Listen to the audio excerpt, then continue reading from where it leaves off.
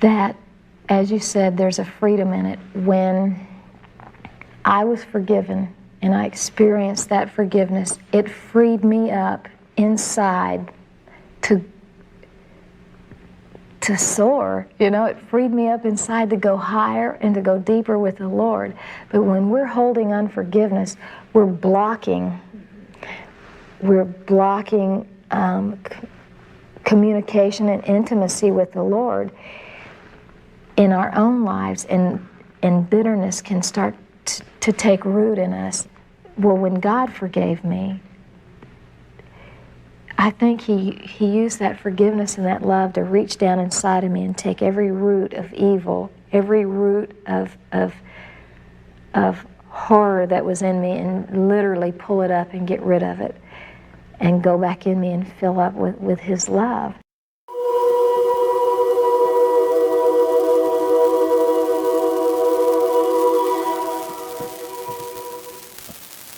It is a sadly common story in murder cases. A young person gets into drugs and then into crime after a poor or disturbed childhood.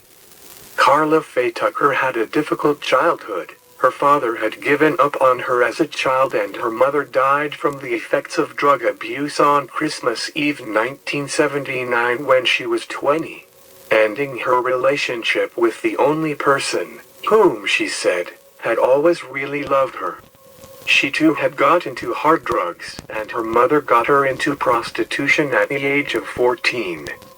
Between 2:30 and 4:30 a.m. on June 13, 1983, Karla Faye Tucker, Danny Garrett, and James Librant left Tucker's residence after some partying, which included the ingestion of pills, marijuana, speed, and alcohol. Tucker was pretty well on her way, intoxicated due to the use of alcohol and drugs, but could walk, talk, and carry on a conversation.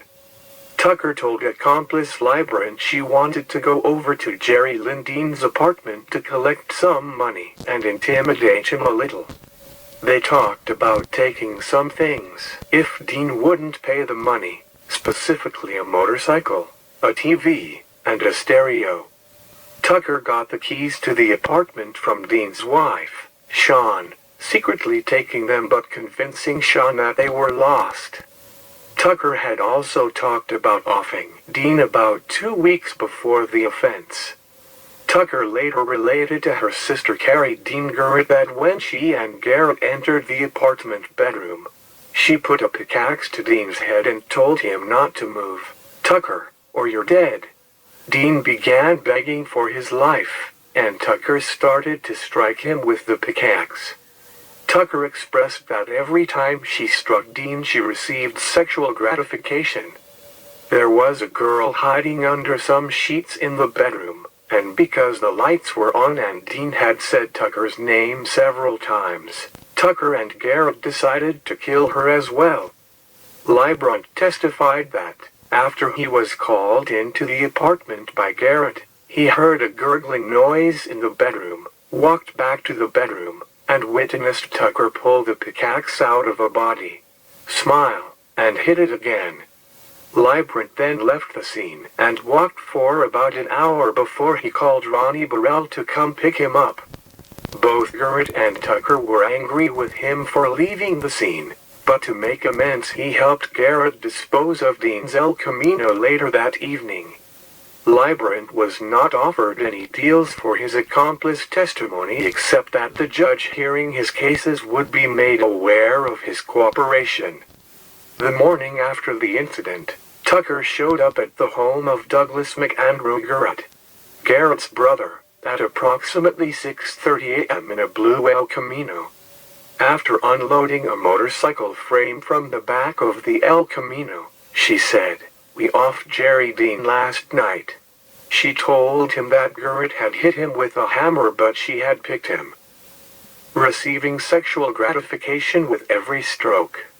She handed him Dean's wallet, which Doug immediately burned in an ashtray. Although Doug insisted that they remove the motorcycle parts from his garage at that time, he later allowed his brother to store some of the parts with him. He disposed of the parts before going to the police, but led the police to them at a later date. Doug subsequently called J.C. Mosier, a family friend who was a detective in the homicide division, and gave him Librant's name. Doug later assisted the police in obtaining a taped conversation of Tucker and Garrett discussing the murders. The bodies were discovered by a co-worker of Dean's, Gregory Scott Shraver, the morning of June 13th after Dean did not arrive to drive Shraver to work. Shraver found Dean's body in the spare bedroom along with the body of a girl with a pickaxe in her heart. Shraver also noticed that Dean's motorcycle was missing and the television had been moved. On the evening of the June 13th, Tucker and Garrett were watching television when the news came on with a story about the murders. Tucker and Garrett laughed and giggled and said they were famous. Librant was called into the house so he could watch the news report as well. Examination of the bodies revealed that Dean had been struck in the head and had several stab wounds. There were a total of 28 stab wounds, 20 of which could have been fatal, along with the fatal skull fracture. Dean's female companion, Deborah Ruth Thornton, also died from multiple stab wounds to the chest and stab wounds and blunt trauma to the back. A pickaxe like the one recovered at the scene could have caused the wounds that killed both of the decedents. Tucker was indicted in Harris County, Texas, for the murder of Jerry Lynn Dean, while in the course of committing and attempting to commit robbery. After Tucker entered a plea of not guilty in the 180th District Court, the jury found her guilty of capital murder on April 19, 1984. On April 25th, after a separate hearing on the issue of punishment, the jury answered affirmatively the special issues submitted pursuant to the former provisions of Article 37 of the Texas Code of Criminal Procedure. In accordance with state law, the trial court sentenced Tucker to death by lethal injection. On June 29th, the 180th District Court overruled Tucker's motion for a new trial. The Texas Court of Criminal Appeals affirmed the conviction and sentence upon direct appeal. Tucker v. State. Tucker's motion for rehearing was denied on January 11, 1989, but the Court of Criminal Appeals stayed issuance of the mandate until April 11, 1989. Tucker's petition for writ of certiorari in the U.S. Supreme Court was denied along with her application for stay of mandate on June 26, 1989. The mandate of the Court of Criminal Appeals was issued on July 6, 1989. Tucker filed an application for state habeas relief on December 15, 1989. And she filed an amended petition on January 24, 1992. On April 29, 1992, the convicting court entered findings of fact and conclusions of law, and on May 29, 1992, it set Tucker's execution date for June 30, 1992. The Court of Criminal Appeals granted a stay of execution on June 22, 1992, pending an evidentiary rehearing on 3 of Tucker's claims. On January 27, 1995, the Court of Criminal Appeals denied relief based on the findings and conclusions of the trial court, which it found to be supported by the record. Ex parte Tucker. Application. Tucker had no prior convictions. However, the state did present evidence at the punishment phase concerning Tucker's prior violent acts, which included a previous altercation with Dean during which he punched him in the face while he had glasses on, forcing him to go to the hospital to have glass removed from his eye. Tucker also admitted a history of drug use and prostitution. Evidence indicated that Tucker had ingested various drugs and alcohol immediately prior to commission of the instant offense. While on death row, Karla Faye Tucker was incarcerated in the Mountain View Unit in Gatesville, Texas. She became Texas Department of Criminal Justice Death Row number 777. On February 2, 1998, state authorities took Tucker from the unit in Gatesville and flew her on a TDCJ aircraft, transporting her to the Huntsville unit in Huntsville. Karla Faye Tucker's last meal request consisted of a banana, a peach, and a garden salad with ranch dressing.